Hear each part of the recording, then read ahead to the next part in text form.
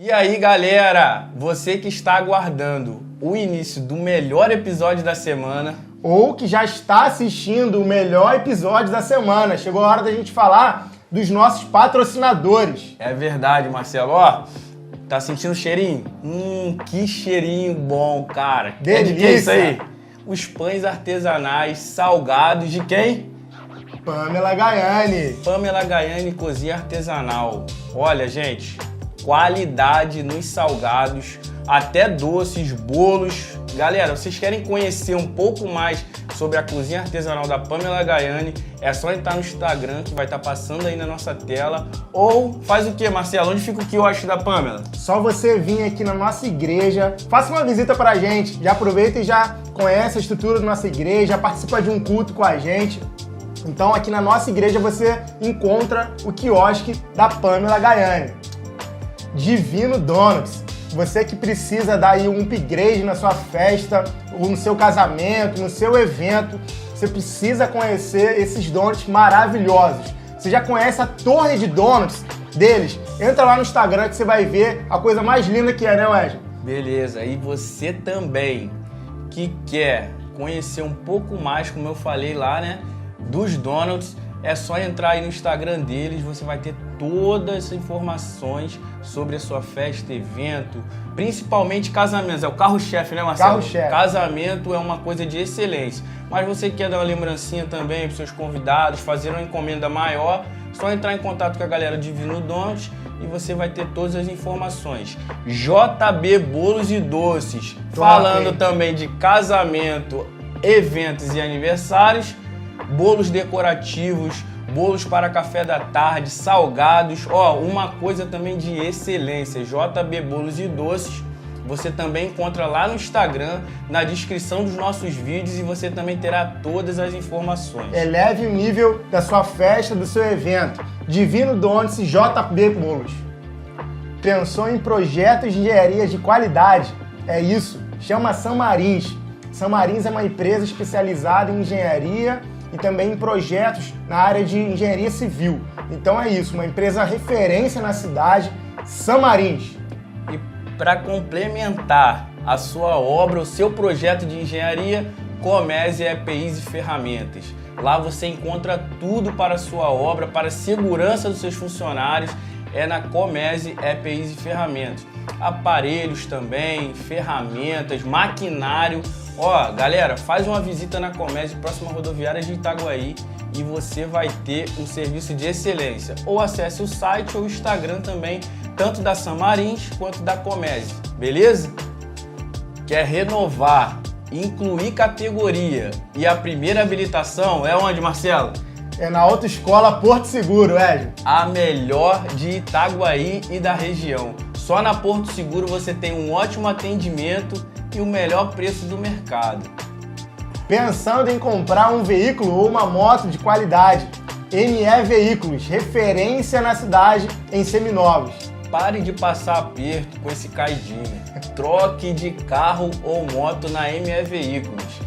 No Instagram da ME Veículos você tem os melhores preços e o melhor atendimento. Só entrar em contato com eles aí que você vai ver por que são a referência na nossa cidade. Passe lá e aproveite a oportunidade.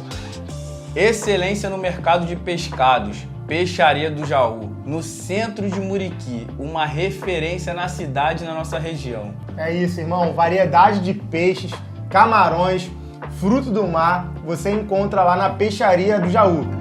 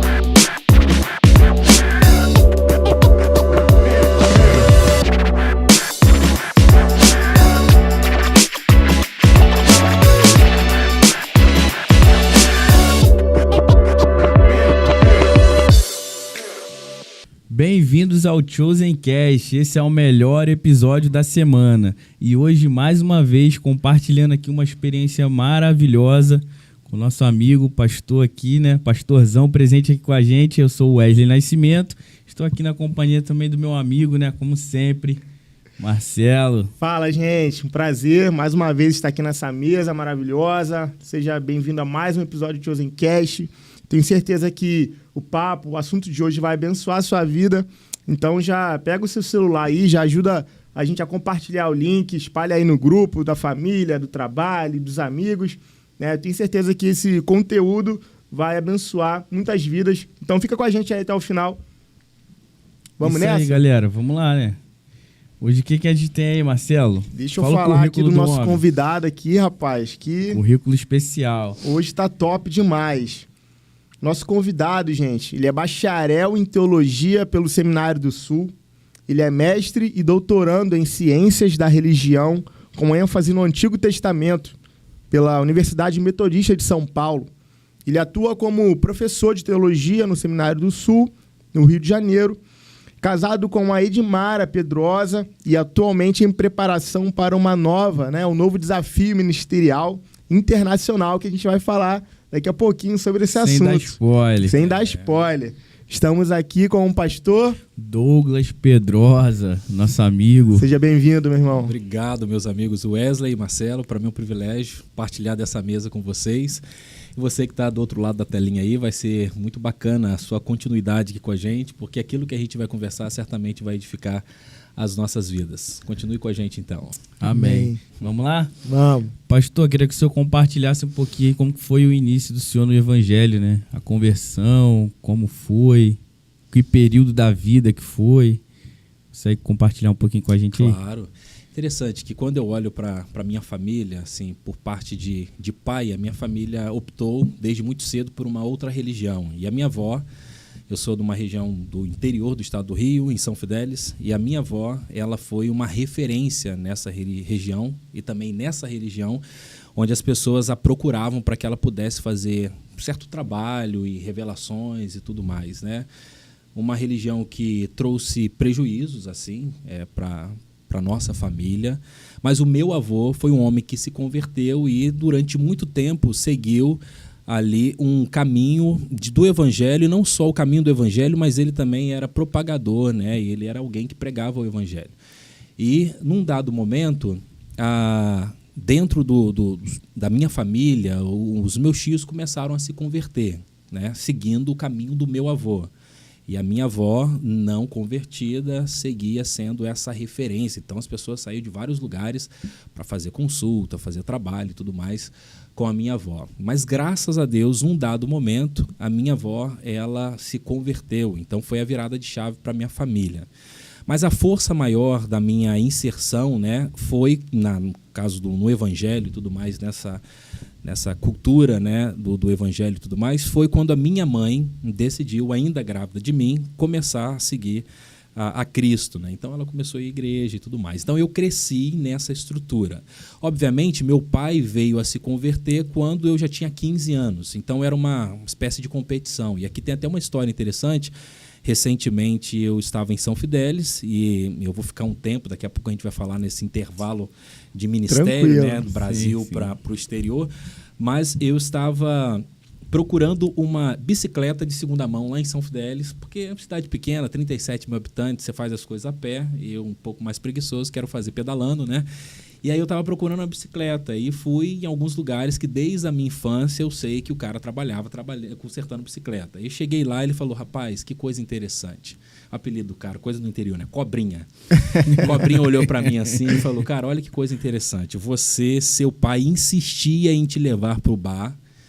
Você, desde moleque, seu pai tentava te dar bebida alcoólica e você nunca aceitou. Você saía correndo e tudo mais.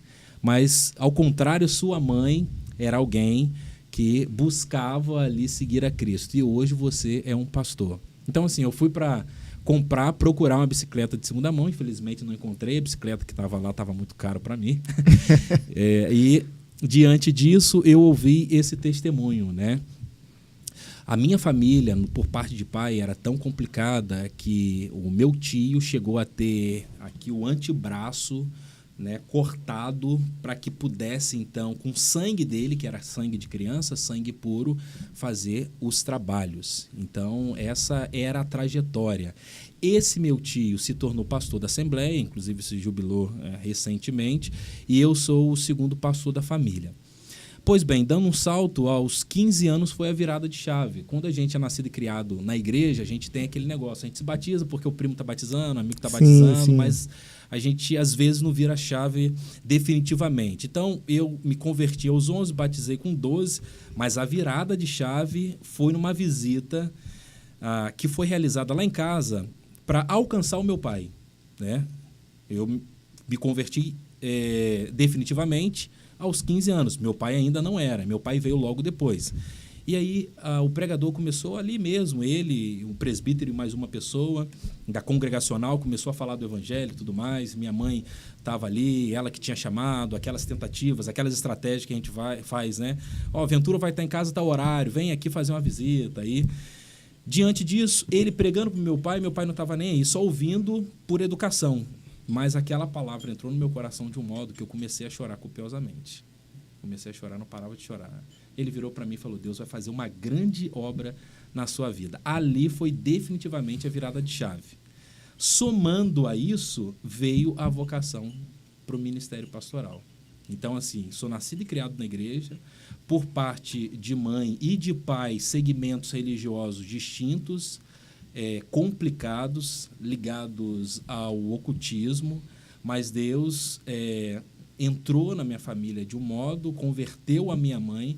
Depois disso, eu me dobrei ao evangelho e juntos somamos força para que o meu pai também fosse convertido. Então, hoje, o cenário da minha casa é, de fato, que eu e a minha casa, né, serviremos ao Senhor no sentido dos meus pais e, obviamente, também lá em casa, eu e a querida Santa Edmara. Amém. Que história maravilhosa, meu amigo. É lindo ver, assim, como é que Deus faz, né? Transformação, né? O improvável ali, né? Como o Cobrinha, né? Ele falou para você, rapaz, tipo assim, tinha tudo para dar errado, né? Exatamente. Convite não faltou ali para você, enquanto novo, ele se desviar, seguir um outro caminho, né? Mas Deus já tinha tudo preparado, já tinha algo ali certo. A história já estava escrita já, e hoje saber que sua mãe, seu pai, né, sua casa ali servindo ao Senhor é coisa linda. E ali então começou a sua jornada na fé, o envolvimento na igreja. Mais direto ainda, né? Porque eu comecei a me envolver com as atividades embaixador do rei. Depois a gente tinha um período de oração na segunda, né, com jovens adolescentes, na Igreja Batista Memorial em São Fidélis, que era algo assim muito intenso. A galera se reunia, 40, 50, 60 jovens adolescentes, numa segunda à noite para orar, para buscar a presença de Deus. Foi um marco. Não muito tempo depois comecei a fazer cultos no intervalo do ensino médio, e é muito interessante. Legal, a gente, células, né? Células. Já dentro das E eu vou falar sobre né? isso, né? Sobre essa possibilidade, uma célula dentro da universidade, mas é bem provável que a gente tenha aqui universitários e também adolescentes que estejam aí no ensino médio, e eu acho que é marcante a gente falar sobre isso, porque às vezes a gente se preocupa com o espaço, né? E eu comecei esse movimento, né? E ele continuou depois da minha saída, a gente estava sentado ao chão debaixo de uma árvore. Então a gente não teve aquele apelo primeiro à direção, no sentido de espaço, a gente na sala com ar-condicionado, coisa e tal. Mas a gente essa janela foi aberta, essa oportunidade, a diretora gostou tanto que falou, olha, que tal vocês, em algum momento, realizarem um culto aqui de gratidão?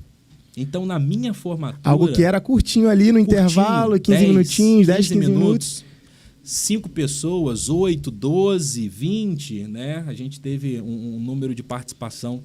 Ele foi crescendo numa estrutura, assim, nenhuma estrutura, né? Mas, graças a Deus, pela árvore que estava deixando a gente com menos calor, porque São Fidélis, ela... Sombra tinha, né? São Fidélis tem uma extremidade. Ela é uma cidade muito fria. Recentemente bateu 13 graus lá e ela é muito quente também, batendo aí 44 graus na sombra, né?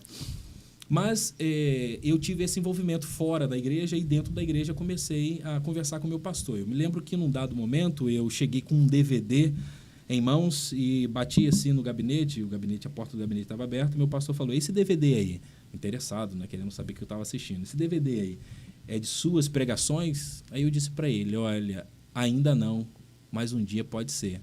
Eu não sei como eu respondi aquilo. Ele falou: por quê? Falei: eu me sinto vocacionado para o ministério. E aí ele me deu um balde de água fria no primeiro momento. Eu acho que tem que ter esse choque. Ele falou: olha, você pode ser vocacionado para a liderança, não necessariamente para o ministério pastoral, mas vamos ver de acordo com a caminhada. E eu comecei, então, ali, involuntariamente, mas de certo modo acaba sendo também intencionalmente, você começa ouvindo alguém, você começa conversando com outra pessoa, você começa, de certo modo, ali, pastoreando as pessoas. E aí, num certo momento, ele me chamou. Ele falou: Douglas, olha, de fato, está sendo notório que você tem uma vocação para o ministério pastoral. Vamos caminhar mais próximo? E aí, no interior, as oportunidades são enormes. Eu comecei a fazer visitas no hospital, comecei a visitar os lares dos irmãos, comecei a pregar em culto ao ar livre, e fui fazendo essas coisas. Que legal. No gabinete, dando aula no IBD, liderando a juventude. Eu queria pegar até o gancho já disso, né, já preparando para uma outra pergunta que eu queria fazer, é que então você já estava ali, sem perceber, já estava sendo treinado, né, de alguma forma ali, fazendo tudo um pouquinho que o pastor faz, né? Exatamente. E aí eu queria entender, assim, quando, né, além desse momento ali com o pastor, quando que de fato, assim, você parou e falou assim: não, Deus me chamou para isso, né? Eu quero, olhando para 10 anos, 15 anos, 20 anos para frente, eu me enxergo como um pastor, eu me enxergo vivendo, né, cumprindo esse chamamento. Como é que foi? Foi ainda ali na adolescência, esse processo? Encerramento do ensino médio. Na verdade, eu queria dar um salto do ensino médio direto para a teologia. Mas o meu pastor me aconselhou: olha, é interessante que você tenha pelo menos uma profissão, mesmo que seja técnica.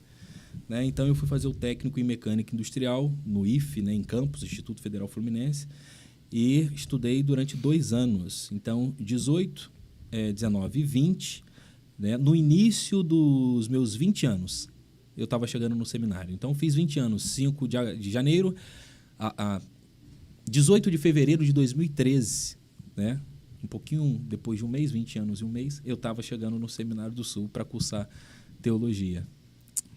Muito bom, né, Marcelo? Muito Foi bom. exatamente tudo assim, janela aí que eu bem consegui. rapidinho ali, você ainda é muito novo. Muito novo. Né? Mas já discernindo o chamado do Senhor na sua vida.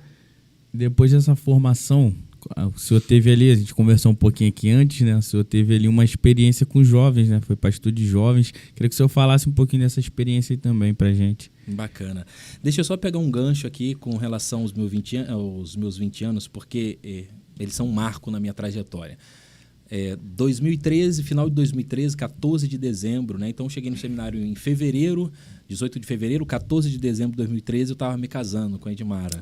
E é interessante porque ultimamente as pessoas têm pensado uma estrutura ou o início de um casamento sempre pautado numa certa estrutura material, ou seja, você talvez esteja pensando nessa realidade, né? Se pensa ter uma casa, se pensa ter o emprego, se pensa ter um carro, e aí vai se colocando todos esses elementos para, de fato, depois disso se casar, né? Mas a nossa história é um pouco contraditória a esses elementos culturais do nosso tempo, porque loucura, por isso que eu falei, eu vou casar com essa mulher antes dela completar juízo, porque depois, né, até que a aparência não era tão agradável, eu tinha menos 20 quilos e para imaginar como era o cenário, né? E aí, ela trabalhava, eu desempregado, mas ainda assim topamos nos casar. Moramos num espaço, assim, a pessoa que está assistindo não vai ter um pouco de dimensão, mas para vocês que estão aqui, um pouco do tamanho desse, eu diria, do tamanho desse estúdio aqui, mais um banheiro, né? E é legal que eu falava com ela, que coisa boa, a gente não tem essa de, vou dormir no sofá. É um lugar só, né? Ou dorme no banheiro, ou dorme junto, opção, né? Ou dorme fora, né? Vai dormir assim no sereno lá do Seminário do Sul. O Seminário do Sul fica na Tijuca, numa espécie de colina, e não é nada agradável dormir no sereno. Então a gente casou, e eu contei para vocês aqui no início, né? Antes da gente iniciar o nosso episódio, que nós tivemos uma dificuldade financeira tão grande, mas ainda assim topamos a nossa mudança de São Fidélis para o Rio de Janeiro, para o Seminário do Sul, veio num caminhão de mariola. E vocês me ajudaram aqui fazendo a tradução que algumas pessoas usam. Muita gente não vai saber o que é mariola, né? Explica aí, pastor. Coloca aí, ó, no comentário o que você acha que é mariola, né?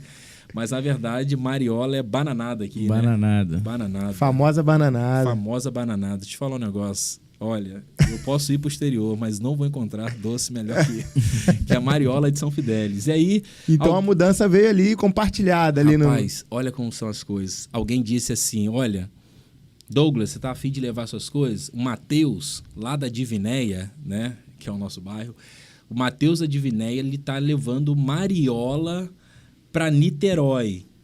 Aí eu falei, poxa, mas eu moro no Rio. Não, mas é o seguinte, o cara descarrega a minha mudança, põe na calçada mesmo, eu pego um caminhãozinho da Tijuca, vou me encontrar com ele, pego as minhas coisas e levo para casa. Faz o transbordo ali, né? Ali, translado ali das coisas, foi feito desse modo. Então, depois ele descarregou a mariola, eu agradeci, ele voltou para São Fidélis, eu voltei para o Rio de Janeiro ali, levando as minhas coisas. Mas a gente teve esse cenário interessante, eu contei na despedida, né, da PIB de Niterói, que em alguns momentos a minha esposa tinha um ticket, né, ali de refeição. Ela era permitido pelo restaurante que ela almoçava dentro do seminário que ela colocasse uma quantidade de comida muito elevada, porque ela levava para dentro desse nosso quartinho para dividir comigo. E às vezes, obviamente, as pessoas olhavam assim e falavam, meu Deus, essa menina é tão magrinha. Esse prato de pedreiro, né? Melhor você. Com essa montanha, né? Escalando a montanha. Exatamente, mas é porque a Nica, dona do restaurante, permitia que ela pudesse levar, porque sabia que a gente partilhava aquele prato de a gente ri, né? A gente brinca, mas assim, é uma história de superação, de muita fé, de convicção daquilo que Deus tinha para vocês dois, né? Enquanto família. Também, né? Ser muito determinado, ter um foco, né? Exatamente. E aí a gente passou durante esse tempo ali, moramos no seminário, depois moramos no Lins, depois moramos em Piedade, Engenho de Dentro, nessa janela aí de 2013, 14, 15 e 16. Termino o seminário em 2016, 2017 é a minha consagração, 2018 começo lá na PIB de Niterói. Pastor Zé Laurindo Filho, foi pastor na região, as pessoas que são daqui talvez se lembrem dele, obviamente de um tempo um pouco mais atrás aí, da PIB de Campo Grande, antes do pastor Carlos Elias. PIB de Campo Grande. Ele na PIB de Niterói me liga, ele tem uma voz gravezona assim, né? Prezado pastor Douglas. Quem é isso, gente? O céu me chama. Eu falei, pois não, quem tá falando? Eu falei, vamos gostar minha voz também, né? Vamos fazer uma competição de vozes graves aqui. E aí ele fala, eu queria chamar o Amado para pregar. E eu fui pregar 13 de março de 2018 e o pessoal bateu um papo comigo, a gente fez ali uma aproximação e depois o pastor, olha, a galera quer que você vá no acampamento de adolescentes, né? Que aconteceu em março, aconteceu em abril, no feriado de abril, e em julho eu estava tomando posse, 8 de julho de 2018. E de lá para cá ficamos quase 7 anos, até agora, 31 de maio de 2025. Nossa. Poxa, algumas semanas atrás, né? Exatamente. Como pastor de jovens. Que bênção. Verdade. 7 anos aí liderando adolescentes e jovens ali em Niterói. Experiência desafios, boa, né? Desafio. Dá para fazer um podcast só das experiências do Ministério de Juventude, né? E é uma cidade que tem uma característica muito interessante, que é uma cidade universitária, né? Então você tem ali 60, 70 mil universitários em Niterói, por conta da UF, que é um braço forte com relação aos estudos universitários na cidade. E a gente teve o privilégio de receber durante um bom tempo, a galera chega e depois, obviamente, retorna para a cidade ou vai fazer concurso e vai para um outro lugar. Mas isso foi uma marca muito gostosa, sendo o ministério, de receber gente de outros lugares, poder cuidar dessa galera. Enquanto a galera está ali na universidade. Esse entendimento visionar né? Para também ele ser conscientizado que ele não está ali apenas para estudar, mas que ele também está ali para cumprir uma missão, de que Deus não mandou para ele ali para Niterói por acaso. E depois disso, o que a gente percebe é que essa galera, para onde vai envisionada, né? Com essa ideia de célula, que é uma marca também significativa lá na juventude da PIB de Niterói. Entender, rapidinho, entender a dinâmica da região, né? Onde está inserida a igreja, né? O público ali que você está lidando é fundamental, né, pastor, para poder você saber usar as estratégias adequadas. Uma estratégia, realmente. Por exemplo, você usava ali, lidava com jovens que de um ano para o outro já não estavam mais, né? Então era um público, claro que tinha ali o pessoal que morava ali em Niterói, mas tinha muito, né, desses alunos, desses estudantes que estavam ali naquelas universidades ali em volta. Que era um período específico. Que era durante um período determinado, mas que, de alguma forma, estavam sendo preparados ali e enviados, né, para depois, quando retornavam para suas casas, né?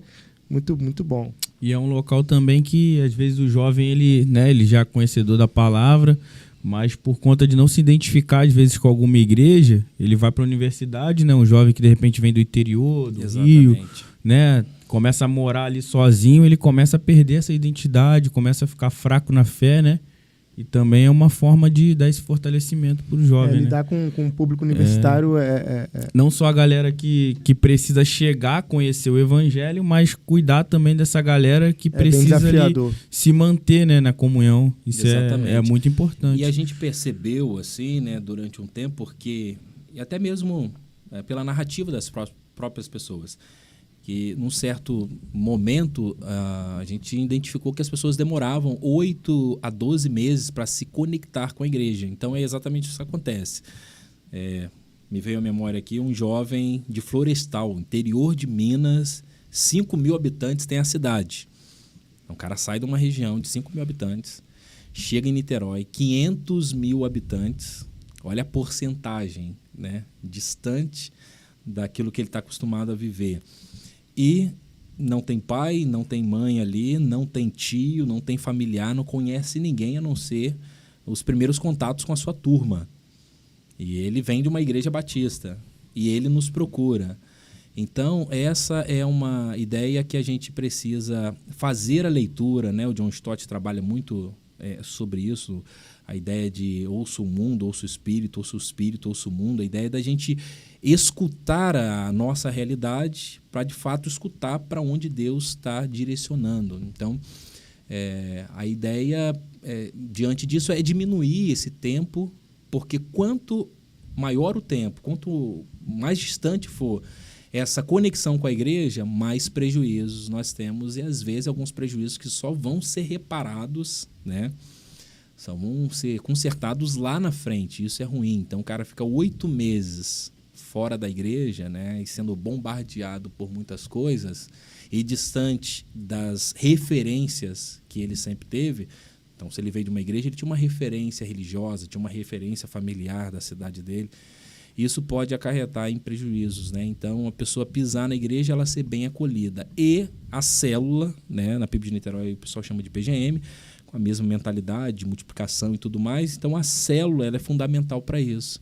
Quando você não tem, a pessoa chega, fica um pouco perdida, né? E o pastor tentar abraçar todo mundo, ele consegue, de fato, até ter contato, mas uma continuidade. Um cuidado também ali mais próximo, né? Nós temos experimentado isso, facilita bastante. Exatamente. E no meio de uma universidade, ainda mais para um jovem, aqui, para a gente tem experimentado, né? E faz muita diferença.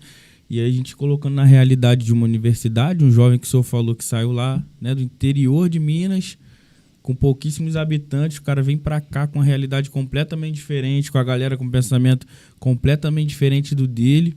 Às vezes ele só consegue se identificar dentro de uma célula, ele se sente realmente cuidado dentro de uma célula ali universitária. Então realmente a gente tem vivido essa transição, né, celular aí de 3 anos para cá. Muito bom. A gente tem experimentado isso, assim, muitas pessoas chegavam à igreja, na nossa igreja, mas elas acabavam não sendo percebidas ou abraçadas. Não porque a igreja não tinha olhar para elas, mas porque a igreja estava crescendo mas não tinha liderança suficiente para poder acolher, direcionar, cuidar.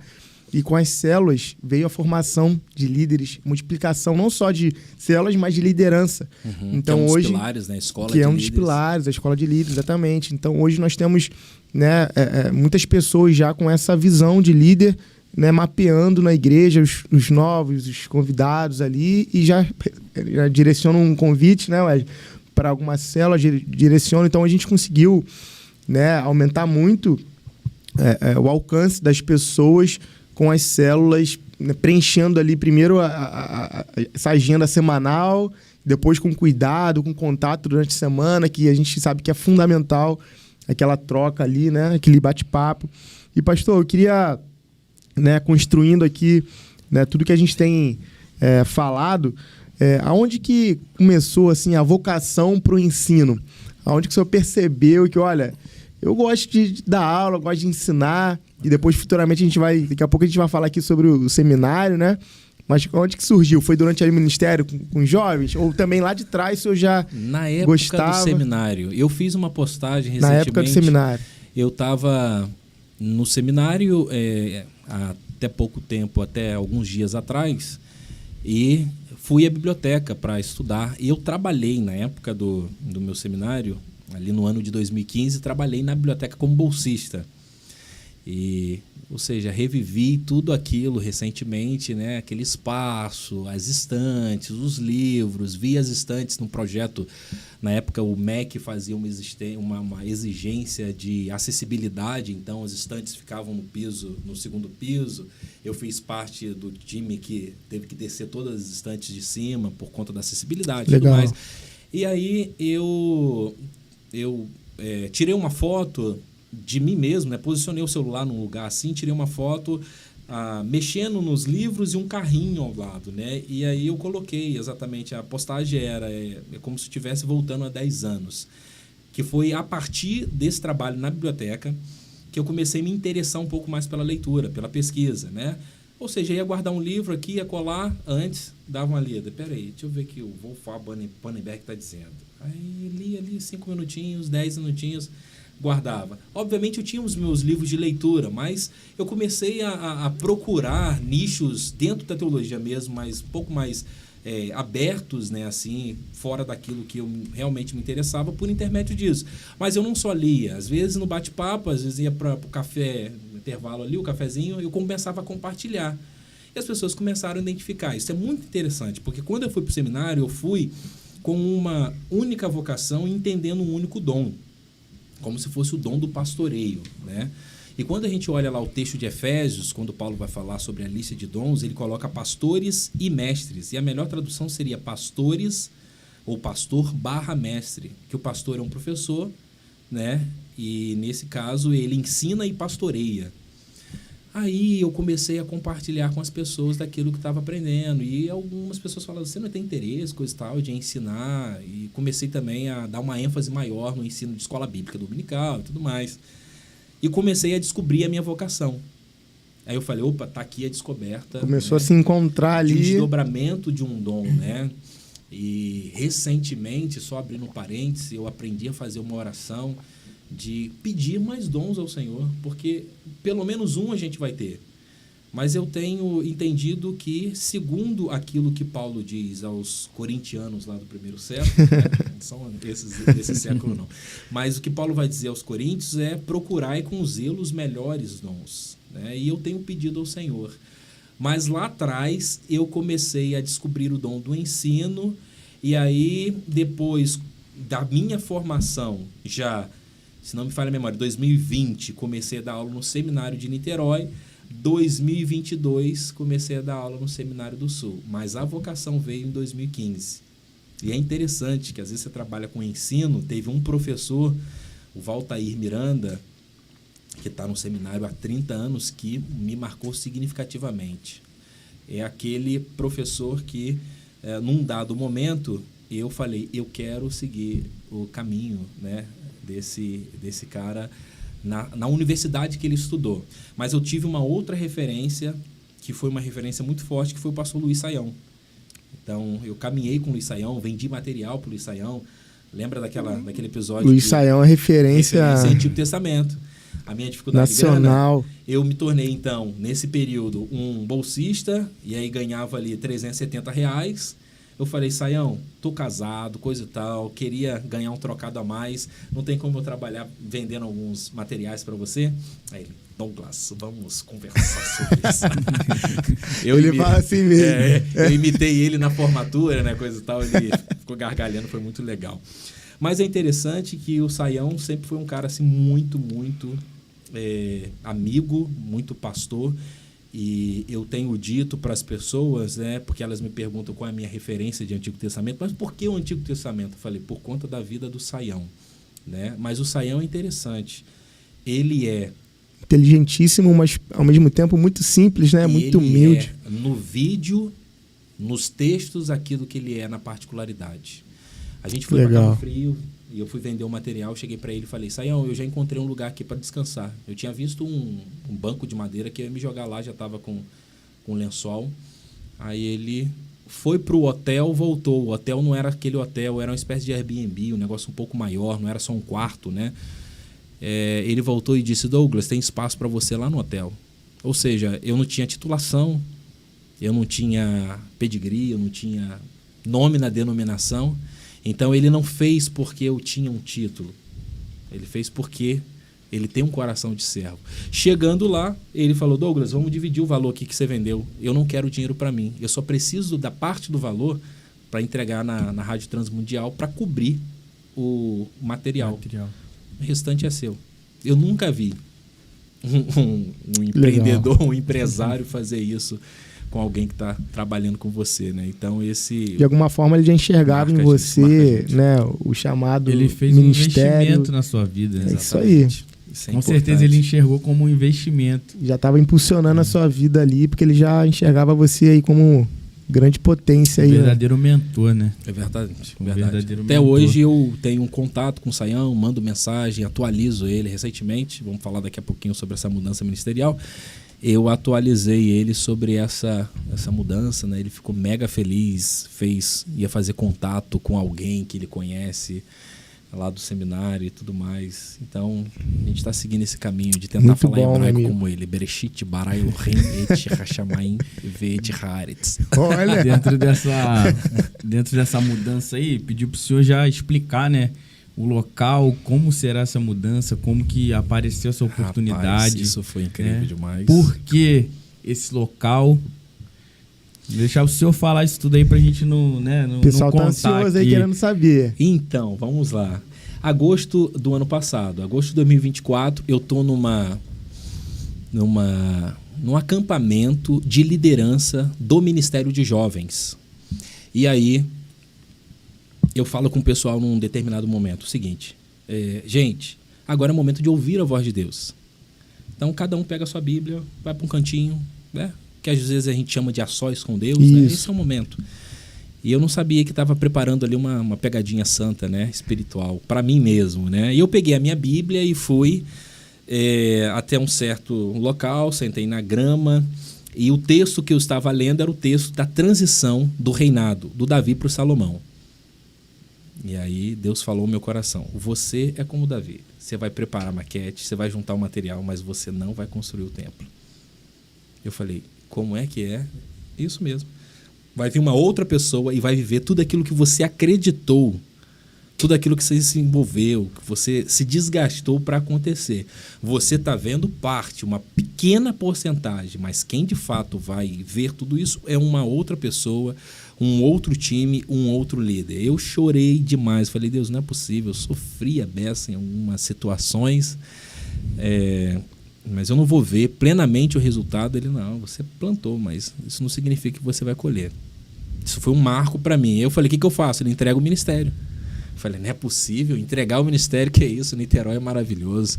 A PIB de Niterói é incrível, os jovens são amados demais. Você começa a se apegar, criar um vínculo com as pessoas, 7 anos. E aí, agosto, eu não queria, mas o pastor Pascoal já tinha pedido para eu e minha esposa nos inscrevermos uma conferência de líderes de jovens, que ela acontece uma vez a cada 3 anos no exterior. todo ano no Brasil, mas no terceiro ano no exterior. E nessa vez foi em Portugal. Aí, isso o pastor Pascoal pediu, foi acho que em outubro de 2023. E a conferência seria setembro de 2024. Chegou em setembro de 2024, a gente não estava muito animado, a gente é da roça, a gente gosta de uma galinha caipira, ficar tranquilo, deitar no chão. E o negócio de ir pro exterior, fazer o quê? 12 horas de viagem. Nossa, não tem necessidade, coisa e tal. Acostumado com caminhão de mariola, Caminhãozinho né? de mariola, doce maravilhoso. E aí, rapaz, a gente não tinha ideia do que Deus tinha preparado pra gente. Quando Deus falou entrega o ministério, eu perguntei, faça o quê? Ele falou, faz o doutorado sanduíche, que é uma modalidade do governo de ceder a bolsa para as universidades, né, e que tem um programa de pós-graduação para fazer o doutorado, parte dele, grande parte dele no Brasil, parte dele no exterior. Eu pensei, poxa, eu tenho uma afinidade de pesquisa com um pesquisador chamado Alejandro Bota, e eu vou mandar mensagem para esse cara, vou mandar um e-mail. Mandei o e-mail, cara da Universidade de Boston. Respondeu, Douglas, vai ser uma alegria, vou ver aqui internamente como que a gente te manda documentação para te receber e tudo mais. Aí, isso em agosto mesmo, porque Deus disse, olha, vai procurar outra coisa? Eu falei, qual coisa? É isso? Vou atrás disso. Beleza. Só que a gente não sabia o que viria a acontecer em Portugal. A gente chega em Portugal e aí temos alguns marcos que são significativos para nós. Primeiro marco é que, num dado momento, eles perderam, na verdade, a mão no horário de uma sessão para outra. Então, você tem uma sessão de manhã, tinha uma sessão à tarde, eu acho que uma sessão à noite também. Portugal foi incendiado, teve um problema com incêndio, e anualmente isso acontece. Sim. E aí ficou aquele atraso no trânsito, então todo mundo chegou atrasado, não foi uma questão de uma ou duas pessoas. A conferência com 3.500 líderes de jovens no Arena Superboc, no Porto, e muita gente se atrasou. Então, assim, é uma situação, um problema logístico do país, não é uma questão só do Porto, né? Então, todo mundo ali enrolado, coisa e tal, demoraram para começar a sessão. E quando eles terminaram a primeira sessão, disseram, todo mundo precisa correr agora nesse pequeno intervalo. Não dá nem para almoçar, assim, confortavelmente, sentar, dialogar. Dê um pulo num lugar, coma alguma coisa e retorne, porque a gente vai espremer uma sessão na outra. Isso, para a gente acertar o horário. Senão, vai jogar o troço lá para meia-noite. Aí a minha esposa, magrinha, muito delicada, falou, amor, tenho 2 bananas aqui, coisa e tal. Eu como uma banana, você come outra. E a gente... Já fica por aqui mesmo. Eu falei, pelo amor de Deus, amor, se tivesse uma dúzia, aí daria para eu sobreviver. Mas uma banana eu não suporto. Ela, então tá bom, procura um cantinho para você comer alguma coisa. Eu saio assim, da Arena Superboc, encontro 3 jovens. Um pastor português, um pastor de BH, inclusive da igreja, não estava plantando uma igreja pela central de BH, do Mazone, mas foi ovelha do Mazone, mas estava lá plantando uma igreja. E um jovem, filho de imigrante que estava ali no início dos seus estudos universitários, 18 anos. Aí eu vi os caras indo para lá, para cá, eu falei, olha, eu tô caçando um lugar aí para comer, será que posso me juntar a vocês? Aí o pastor português, pode sim, coisa e tal, porque tu nos procura-nos e vamos comer algo diferente. Falei, claro, vamos lá. E aí entrei nessa do trio. O pastor português levou a gente para comer um negócio bacana lá, bacalhau com natas, conversa vai sobre a realidade de Portugal, a realidade da Europa, o evangelho. Aí termina, cada um paga a sua e a amizade continua. Esse jovem que estava plantando igreja lá, de BH, que estava plantando igreja lá, ele vira para mim, olha nos meus olhos e fala assim, cara, se Deus te mandar para Portugal, não hesite em vir. Eu falei, rapaz, eu sou baptista, eu sou professor do Seminário do Sul, sou um cara... Como é que o cara fala um negócio assim, meio que... bate pronto. Rapaz, será que Deus quer alguma coisa? Beleza. Michel Peragini pregando sobre o avivamento que aconteceria na Europa, mas antes disso em Portugal, e na Europa via Portugal. Minha esposa olha para mim assim e fala, você está sentindo que a gente vai participar disso em algum momento? Eu falei, como é que pode, mulher? Eu estou sentindo. Aí ela, eu não sei como, mas eu também estou sentindo. Eu falei, segundo sinal. Meu Deus. Acaba a conferência, eu fui auxiliar no Lins, nesse intervalo, né? Eu fui auxiliar do pastor Cláudio na Igreja Batista de Amizade, dentro do Barro Vermelho, ali no Lins de Vasconcelos, nesse intervalo de seminário ali em 2017, seminário e PIB de Niterói. Aí ele está em Portugal já faz uns 3, 4 anos. Ele falou, cara, você vem aqui, você tem que ficar na minha casa durante um tempo, mas obviamente você não vai ficar de graça, você vai pregar na minha igreja. Eu falei, claro, eu posso trabalhar sem nenhum problema.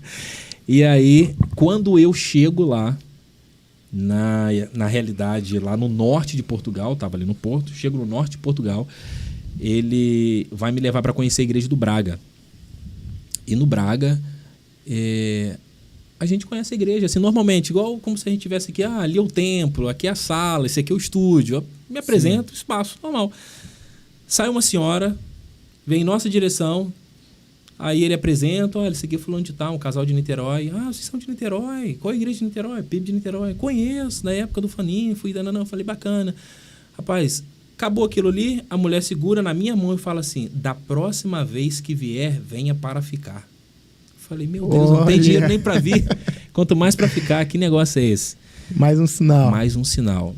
Aí, depois disso, no norte de Portugal, já conversando com meu amigo, eu perguntei, cara, como é que são as universidades aqui, coisa e tal? Ele falou, tem tal. Eu falei, tá bom, eu acho que talvez eu tenha que vir para Portugal para fazer o sanduíche. Ele é mesmo, seria uma benção, coisa e tal.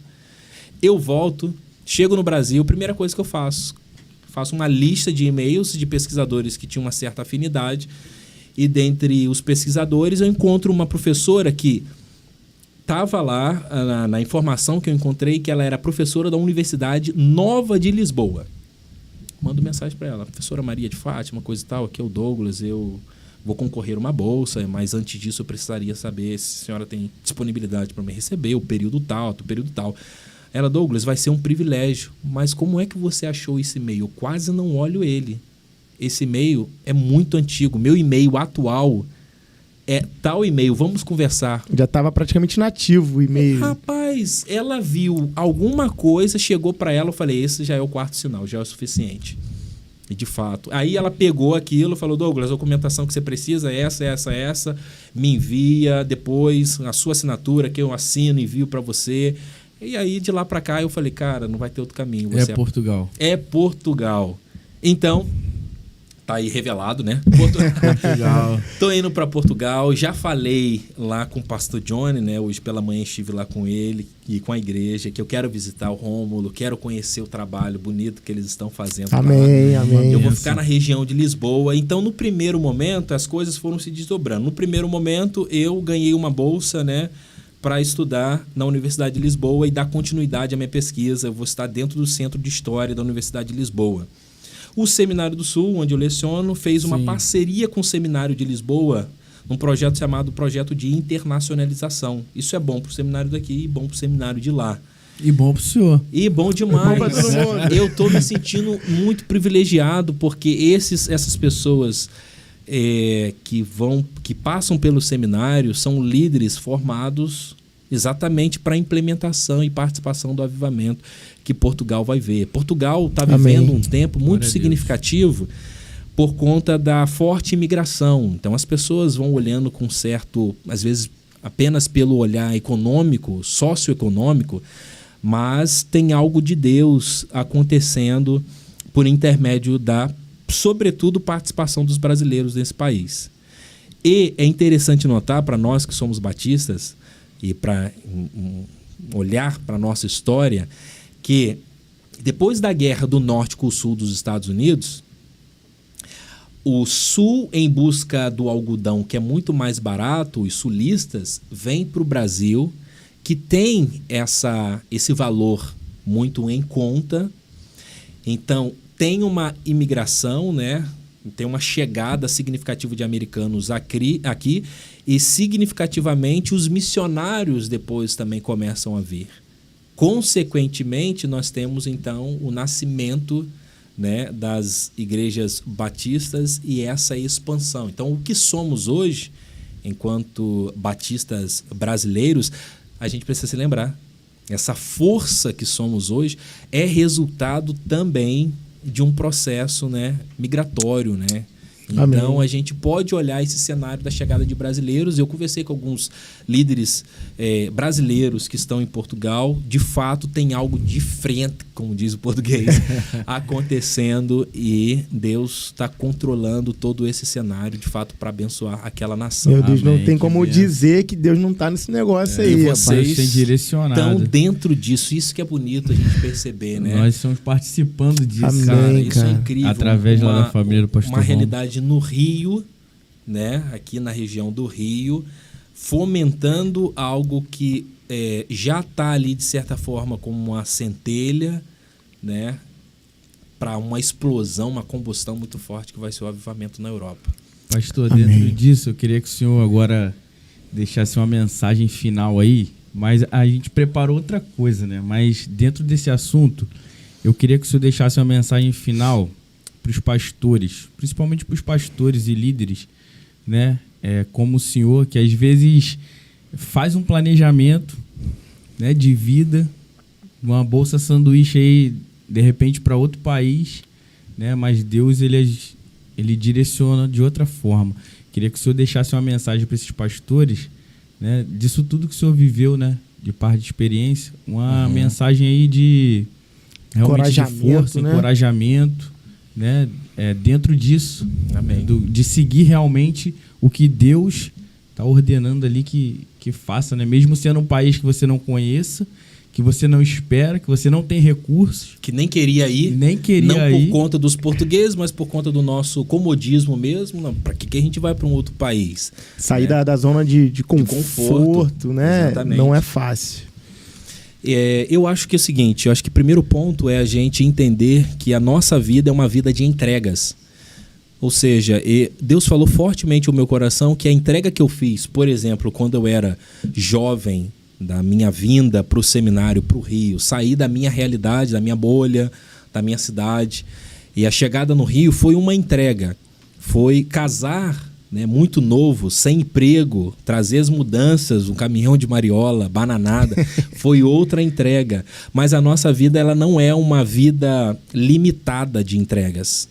Eu não posso descansar, até hoje, né? Daqui a pouco Deus vai me pedir novas entregas. Não posso me descansar dizendo o seguinte: eu já fiz tal entrega, eu já entreguei tal coisa, Já eu já bati abri a mão, cota. já bati a cota, beleza, posso É descansar. uma entrega diária. É uma entrega diária, e algumas entregas, elas de fato, para que a gente possa viver algo maior da parte de Deus e para que Deus alcance tantas outras pessoas por intermédio da nossa vida, é necessário que aquele que deseja participar tenha uma entrega, e uma entrega total.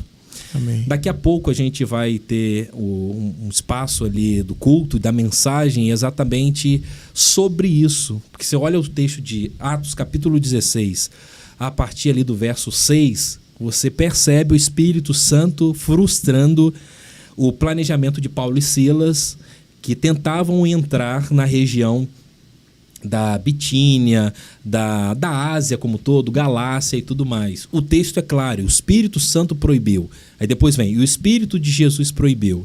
Eu acho que a mensagem vale a pena aceitar a proibição, o impedimento do Espírito para sonhos e planos que são bons.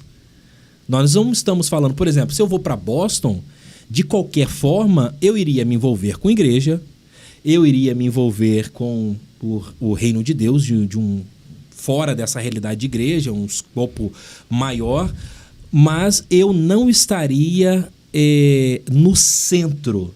Poderia estar perto, mas eu não estaria no centro da vontade de Deus. Então, aceitar que Deus frustre os nossos sonhos, que às vezes não são sonhos que fazem mal às pessoas e a nós mesmos, é o primeiro caminho. Segundo é ter sensibilidade, porque Paulo fala assim, ele tenta uma vez, tenta duas, quando dorme tem uma visão, ele acorda e fala assim, olha, eu sonhei com o seguinte, passa a Macedônia e ajude-nos. Sensibilidade para ouvir a voz de Deus. Mas aceitar que Deus vai frustrar os nossos sonhos, mesmo eles sendo bons. Aceitar a sensibilidade de ouvir a voz de Deus não é suficiente. O texto continua dizendo que Paulo, o que ele faz?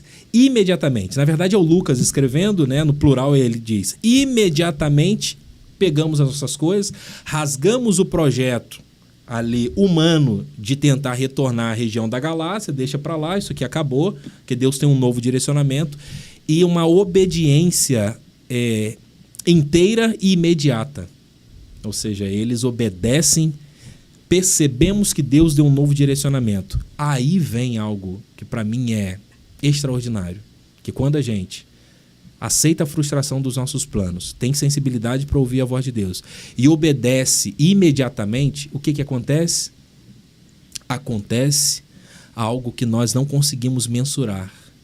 Quando Paulo chega na região de Filipos, ele fica pouco tempo em Neápolis, chega em Filipos, vai à beira do rio orar, encontra algumas mulheres, e uma mulher que abre o coração é a Lídia.